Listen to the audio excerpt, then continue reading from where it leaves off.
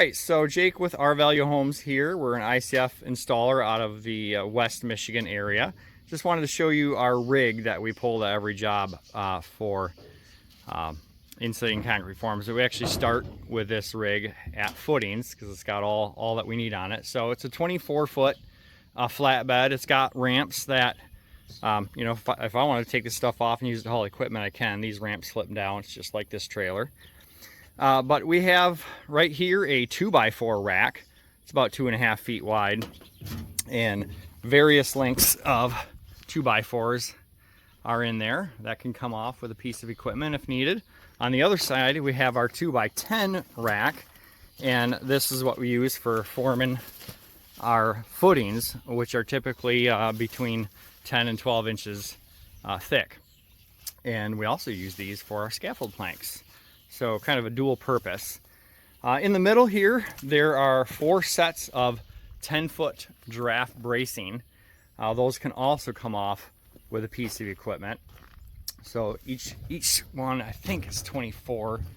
So I think that gets us something like 96 pieces of draft bracing. Occasionally we'll throw on top some rebar. And up front here, we have a bin of all of our plywood scabs. Now this plywood is old form plywood. Simon's form plywood. It's got a steel ply in it, and it can handle the weather a whole lot better than any other plywood. These pieces are probably a few years old even. So we've got 1-foot squares, we've got 2-foot, and then 4-foot for our standing seams.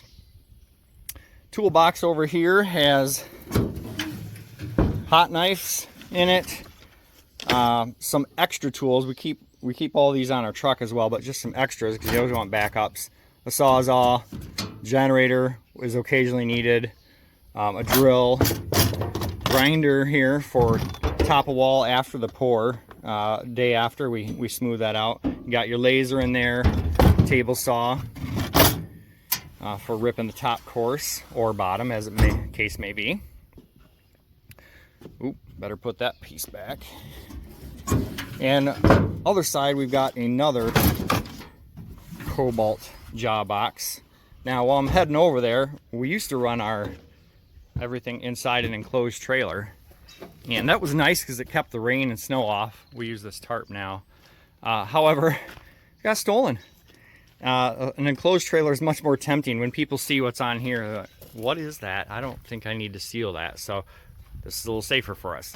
But we've got a box here. It's got some hard hats in it, anchor bolts, just a few top of wall embedments, some extra Nudura ties, clips, and so on. Oh, and a little inventory list here for every box on the trailer. So that's a good little tip.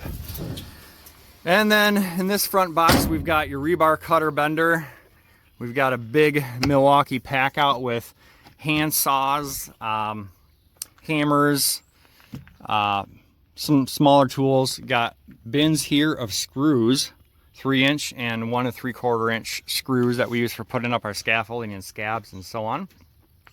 And then of course there's the steel stakes here for the bottom of our scaffolding feet. We find that it works a whole lot better than the small ones that draft makes, especially since we're often ending up in sand. We need something a little more robust than those little ones. Up here in the front, you've got some extra rebar that might be needed for footings or top of wall verts. You got your laser legs, and in here we try to keep the wire ties out of the rain because that's not fun to use. This is a little better, so that's where that goes. You got a bottle jack for changing tire and some straps. And that is the ICF rig that we pull to every job site. Now over here, we've got some extensions for the draft bracing for going tall wall, and we have some 12-foot bracing, and that will come out on a separate trailer with a skid steer to load and unload if that is needed.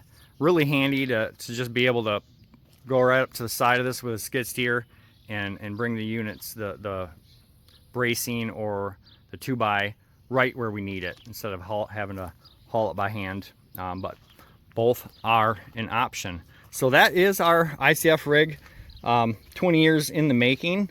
I'm sure there's improvements that could be made. So I'd love to see what you guys are using and hear your feedback.